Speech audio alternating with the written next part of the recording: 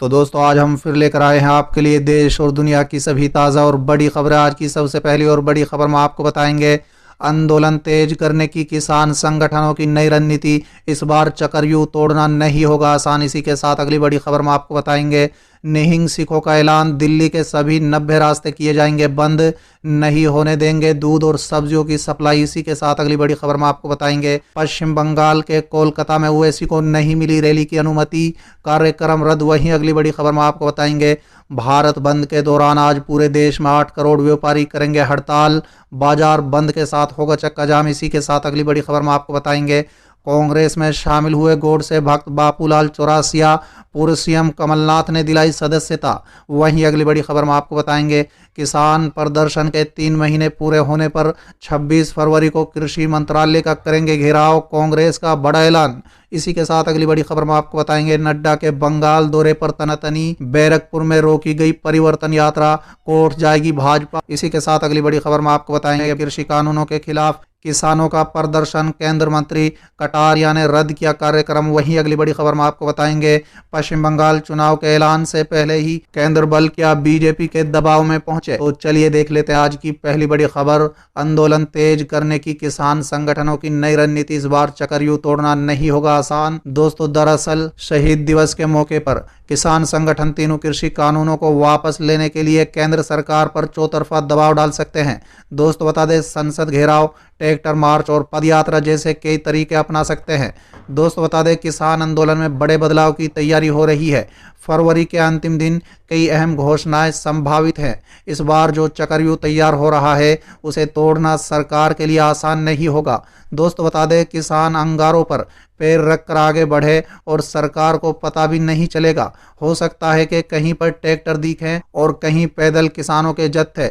मार्च की 23 तारीख बहुत अहम रहेगी। दोस्तों बता दें शहीद दिवस के मौके पर अपने चक्रव्यूह के जरिए किसान संगठन तीनों कृषि कानूनों को वापस लेने के लिए केंद्र सरकार पर चौतरफा दबाव डाल सकते हैं। चलिए अगली खबर, निहंग सिखों का ऐलान, दिल्ली के सभी 90 रास्ते किए जाएंगे बंद, नहीं होने देंगे दूध और सब्जियों की सप्लाई। दोस्तों दरअसल तीनों कृषि कानूनों को रद्द करने की मांग को लेकर दिल्ली हरियाणा के सिंगू बॉर्डर पर चल रहा किसान का धरना प्रदर्शन बृहस्पतिवार को 90 दिन पूरा कर गया है। दोस्तों बता दें सिंगू के साथ टीकरी, शाहजहांपुर और गाजीपुर बॉर्डर पर किसानों का धरना जारी है। इस बीच किसान संगठनों ने बृहस्पतिवार को देश की राजधानी दिल्ली में दूध और सब्जी सप्लाई बंद करने की धमकी दी है। दोस्तों बता दें बाहरी दिल्ली के टीकरी बॉर्डर पर जुटे प्रदर्शनकारी निहंग सिखों ने ऐलान किया है कि अभी तो दिल्ली को चारों रास्तों को बंद किया है, आने वाले दिनों में अब अन्य सभी रास्ते भी बंद किए जाएंगे। इसी के साथ दिल्ली में दूध और सब्जी की सप्लाई भी रोक दी जाएगी। दोस्तों बता दें किसान प्रदर्शनकारियों ने चेतावनी दी है कि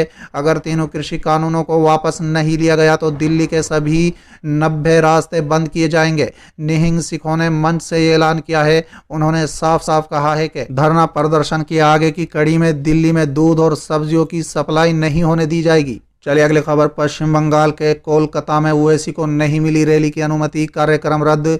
दोस्तों दरअसल पश्चिम बंगाल में आगामी विधानसभा चुनाव को देखते हुए हर पार्टी अपनी अपनी तैयारी में जुट चुकी है। इसी बीच ऑल इंडिया मजलिस इत्तेहादुल मुस्लिमीन के अध्यक्ष और हैदराबाद से सांसद असदुद्दीन ओवैसी गुरुवार को चुनावी बिगुल फूंकते हुए कोलकाता में रैली करने वाले थे, लेकिन कोलकाता पुलिस ने उन्हें उसकी इजाज़त नहीं दी। दोस्तों बता दें जिसके बाद ये रैली रद्द हो गई। इसकी जानकारी पार्टी के नेता जमीरुल हसन ने दी है। चलिए अगली खबर, भारत बंद के दौरान आज पूरे देश में 8 करोड़ व्यापारी करेंगे हड़ताल, बाजार बंद के साथ होगा चक्का जाम। दोस्तों दरअसल जीएसटी व्यवस्था को सरल बनाने की मांग को लेकर व्यापारियों के शीर्ष संगठन the confederation of all India traders ने 26 फरवरी को भारत बंद का आह्वान किया है। चलिए अगली खबर, कांग्रेस में शामिल हुए गोडसे भक्त बापूलाल चौरासिया, पूर्व सीएम कमलनाथ ने दिलाई सदस्यता।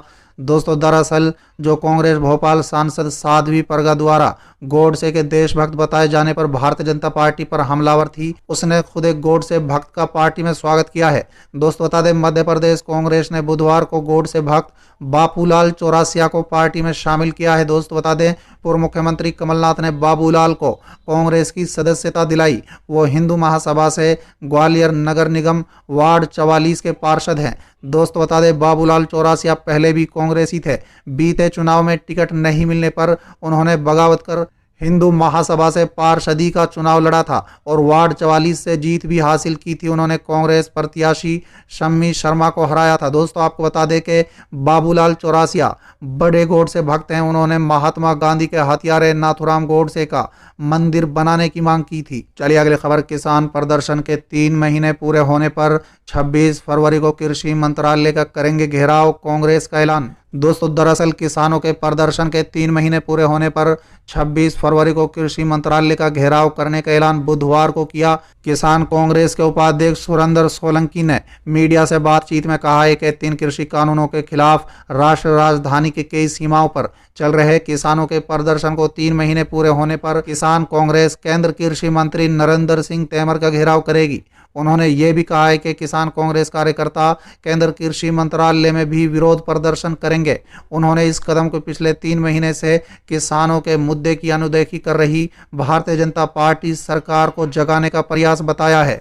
चलिए अगली खबर, नड्डा के बंगाल दौरे पर तनातनी, बैरकपुर में रोकी गई परिवर्तन यात्रा कोर्ट जाएगी भाजपा। दोस्तों दरअसल पश्चिम बंगाल में चुनाव की तारीखों के नजदीक आते आते सत्तारूढ़ तृणमूल कांग्रेस और भाजपा के बीच तनातनी बढ़ती जा रही है। इसी बीच भाजपा के राष्ट्रीय अध्यक्ष जेपी नड्डा गुरुवार को बंगाल में भाजपा के सोनार बंगाल मिशन की शुरुआत करने वाले थे।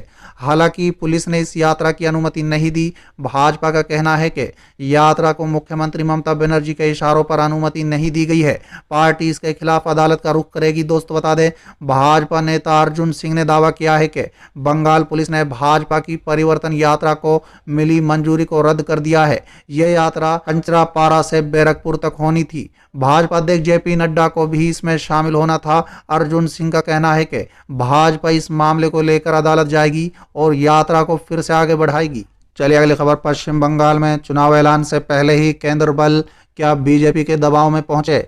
दोस्तों दरअसल इस साल होने वाले विधानसभा चुनाव के महीनों पहले से ही सत्ता के दोनों दावेदार यानी टीएमसी और बीजेपी के बीच कानून और व्यवस्था के मुद्दे पर जंग चल रही थी। दोस्तों बता दें, दोनों पक्ष एक दूसरे को हिंसा करने और भड़काने का आरोप लगाते हुए खुद को बेचारा साबित करने का पुरजोर प्रयास कर रहे थे। दोस्तों बता दें, इसी रणनीति के तहत बीजेपी के प्रदेश नेता बार बार केंद्र गृह मंत्रालय और चुनाव आयोग से विधानसभा चुनाव से पहले ही राज्य में केंद्र बलों की टुकड़ियां भेजने की मांग कर रहे थे। जब बीते सप्ताह के आखिर से केंद्र बलों का जवान यहां पहुंचने लगे हैं तो एक बार फिर दोनों दावेदार एक दूसरे को कटघरे में खड़ा करने में जुट गए हैं। दोस्तों बता दें, बीजेपी की दलील है कि बंगाल में कानून और व्यवस्था की स्थिति को ध्यान में रखते हुए ही आयोग ने समय से पहले सुरक्षा बलों को यहां भेजने का फैसला किया है ताकि आम लोगों में फैले आतंक को खत्म कर उनका मनोबल बढ़ाया जा सके।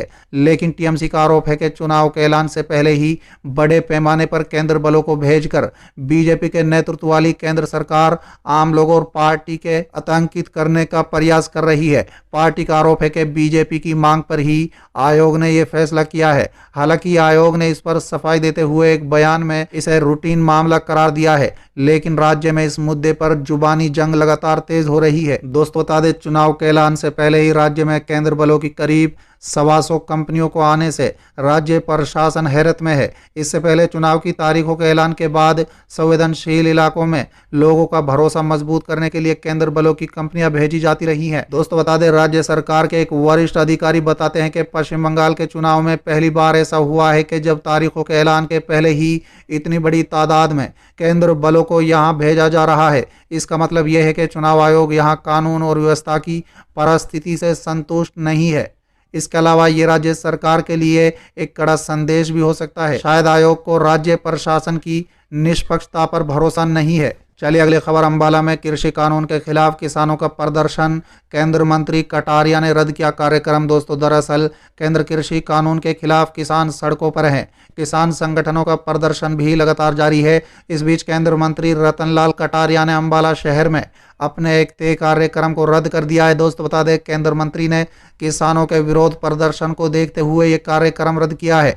हालांकि जल शक्ति और सामाजिक न्याय और अधिकारिता राज्य मंत्री कटारिया ने 2 अन्य सार्वजनिक कार्यक्रमों में भाग लिया। यहां बड़ी संख्या में पुलिस बल तैनात किया गया था। दोस्तों बता दें कि रतनलाल कटारिया अंबाला से ही बीजेपी के सांसद हैं। उनके अंबाला शहर के बीजेपी विधायक असीम गोयल के साथ उनका मंडी में एक चाय ट्रेडर की दुकान पर एक कार्यक्रम में शामिल होना था, लेकिन उनको वहां पहुंचने से पहले किसानों के ग्रुप ने कृषि कानूनों के खिलाफ नारेबाजी शुरू कर दी।